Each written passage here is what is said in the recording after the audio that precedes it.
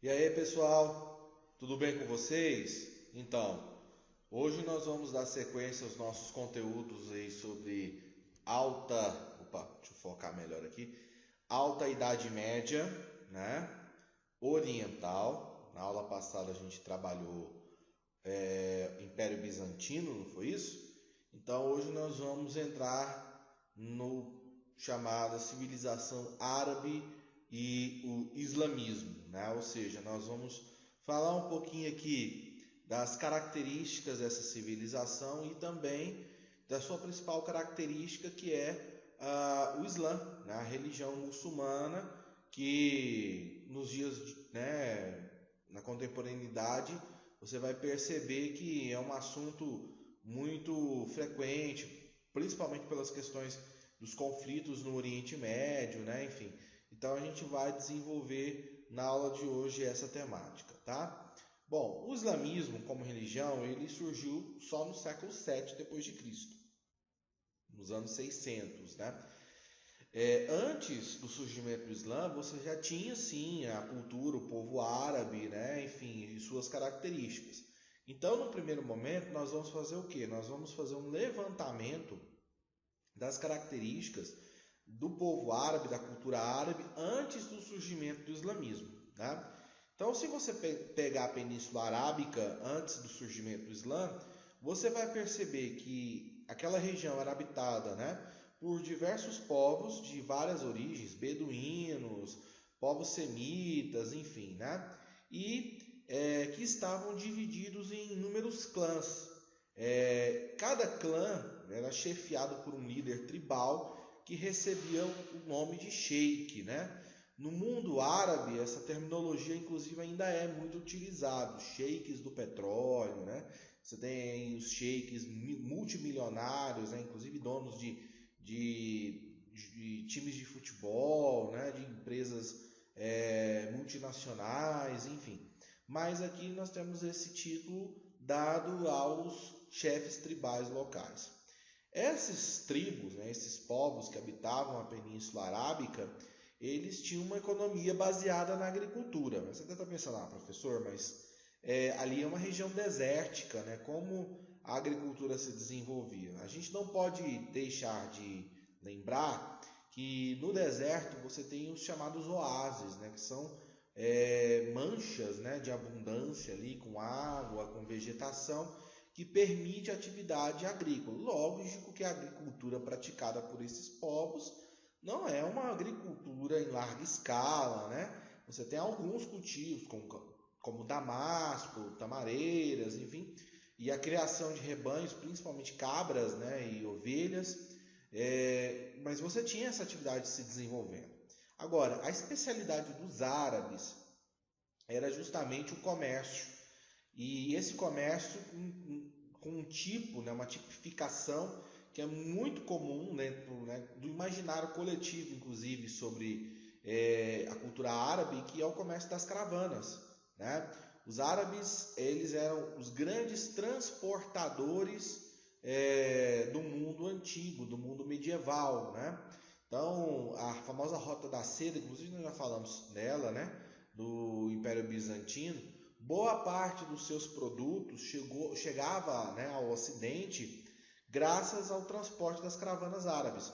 A pólvora, seda, né, as especiarias foram sendo introduzidas gradativamente no Ocidente com esse trabalho feito, né, de transporte, de logística por parte dos árabes.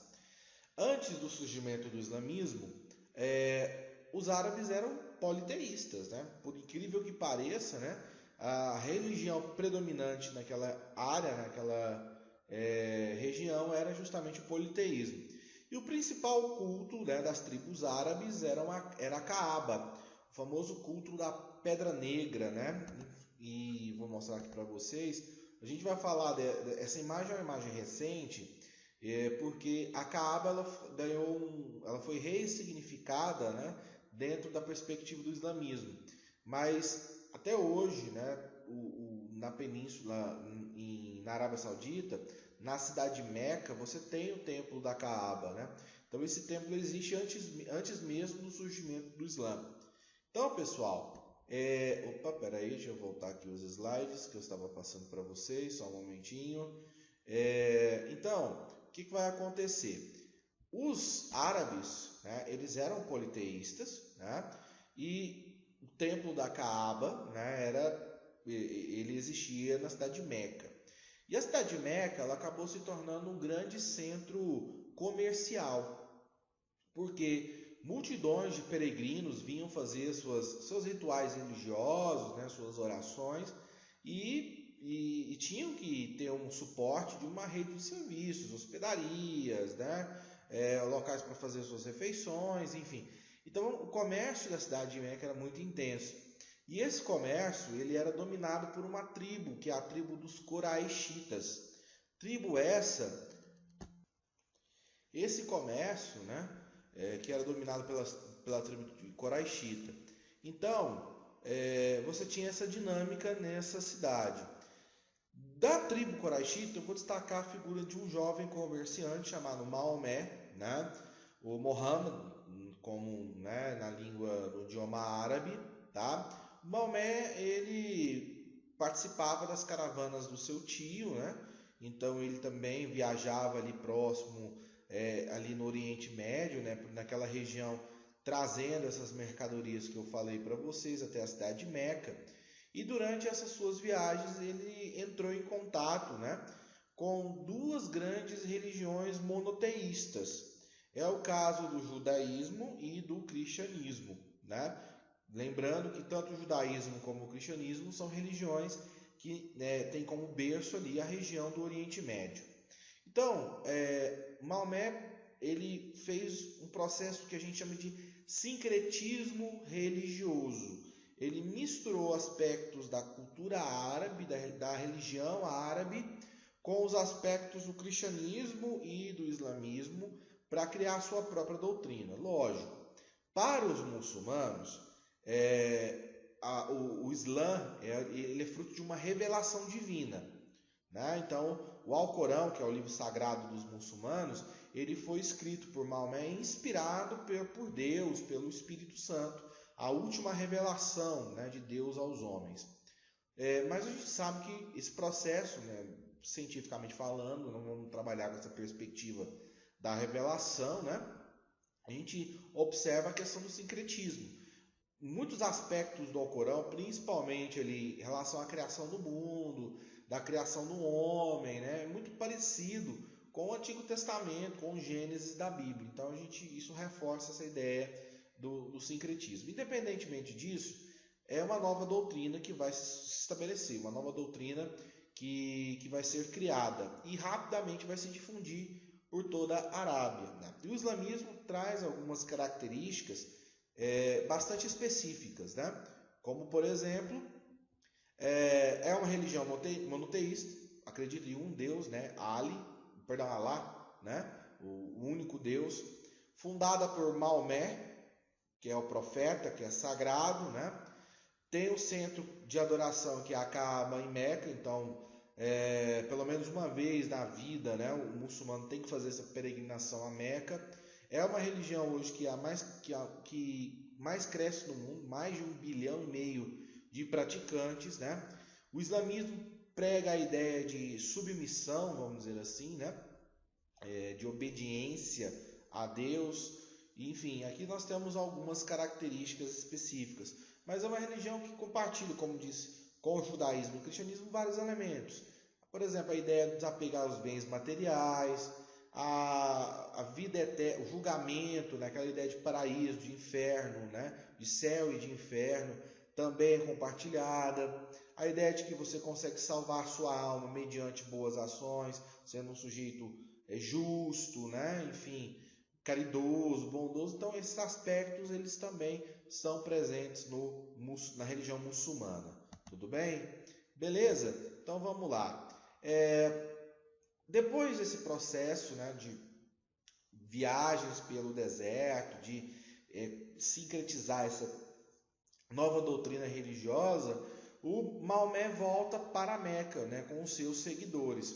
O problema é que Maomé vai entrar em choque com os coraixitas, porque o Maomé vai criticar o culto a Kaaba. Mas o culto da Kaaba era o atrativo, né, que mantinha o comércio da cidade de Meca bastante dinâmico. É uma comparação que eu falo, igual, por exemplo, a festa de Trindade, né, uma festa que recebe mais de 1 milhão de pessoas. O comércio da cidade de Trindade depende desse evento, né, para que ele possa também crescer, se desenvolver. A mesma lógica a gente pode ser aplicada aqui, né? Sem o culto a Kaaba, a cidade ia sofrer, né? O comércio principalmente. E aí Maomé vai ser expulso da cidade de Meca pelos coraixitas, e um processo que ficou conhecido como hégira, né? A hégira ela é muito importante na cultura muçulmana porque ela marca o início do calendário muçulmano. Beleza? O Maomé vai buscar refúgio numa cidade próxima, que é a cidade de Yatreb. Lá ele consegue aumentar o número, né, de seguidores, de fiéis da sua nova doutrina. E aí ele volta, né, para Meca e derrota os coraixitas. Esse processo, né, durante essa disputa com os coraixitas, o Maomé criou um outro pilar da religião islâmica, né, do islamismo, que é a ideia de jihad, a guerra santa, a guerra contra o infiel. Inclusive essa ideia, quando ela é levada ao pé da letra, né, de uma forma bastante radical, é a ideia que dá origem ao fundamentalismo islâmico, né, dos grupos terroristas que promovem aí vários ataques no mundo afora. Então Maomé ele vai gradativamente sucumbindo, né, as tribos à sua autoridade, e ele se torna o que a gente chama primeiro califa. O califa é um chefe religioso, mas também um chefe político. Então, o islamismo ele promove a unificação das tribos árabes, tudo bem? Depois, até sua morte, Maomé basicamente havia convertido todas as tribos, né, todos os povos da Península Arábica, né? E depois que ele morreu, começou um problema, a questão da sucessão, né? Da divisão do islamismo, sunitas e xiitas. Tá? Os sunitas são a facção mais numerosa dentro do islamismo. Há uma separação entre Estado e religião. Né? Então você tem uma interpretação menos radical do islamismo. Do outro lado, os xiitas, eles possuem uma interpretação mais ao pé da letra, né? Eles não admitem a utilização de artifícios que estão fora do Alcorão, tá? Inclusive, durante muito tempo, xiitas foi sinônimo, né, de fundamentalismo, de terrorismo islâmico, tá? Então, essa divisão ela aconteceu após a morte de Maomé. E ao longo da história, essa divisão ela permaneceu. Inclusive, nós temos no mundo guerras, né, conflitos que foram travados entre os próprios muçulmanos. Até hoje, exemplo, a Arábia Saudita é o maior país sunita. O Irã é um país xiita, né? Tem um regime fundamentalista, né, radical islâmico. Então, o Irã e a Arábia Saudita são muçulmanos, mas são inimigos, né? Estão polarizando ali naquela região. Então, a coisa não é tão simples assim. Outra questão que eu gostaria de destacar é a ideia de arabização. À medida que o islamismo vai se difundindo, então durante toda a Idade Média esse processo vai acontecer, dá uma olhada nesse mapa, olha onde os muçulmanos conseguem chegar, na Península Ibérica, na Europa. Né? Você lembra da Batalha de Poitiers que a gente falou, lá na formação do Reino Franco? Pois é, se não houvesse aquela batalha, praticamente a Europa cairia nas mãos do islamismo. Né? Então a cultura ia ser bem diferente do que ela é hoje. Todos esses territórios hoje fazem parte do que a gente chama de mundo árabe. Só que o Egito, a Líbia, a Argélia, por exemplo, né, o Irã, o Iraque, eles não são árabes genuinamente. À medida que o islamismo avançou, esses povos eles absorveram a cultura árabe, principalmente a língua. É o que a gente chama de arabização. Então, junto com a difusão do islamismo, nós temos o processo de arabização, que é a difusão da cultura muçulmana, da cultura árabe, desculpe-me, fazendo a correção. Beleza, pessoal? Então fica com Deus, até a próxima, a gente vai dar sequência no próximo vídeo.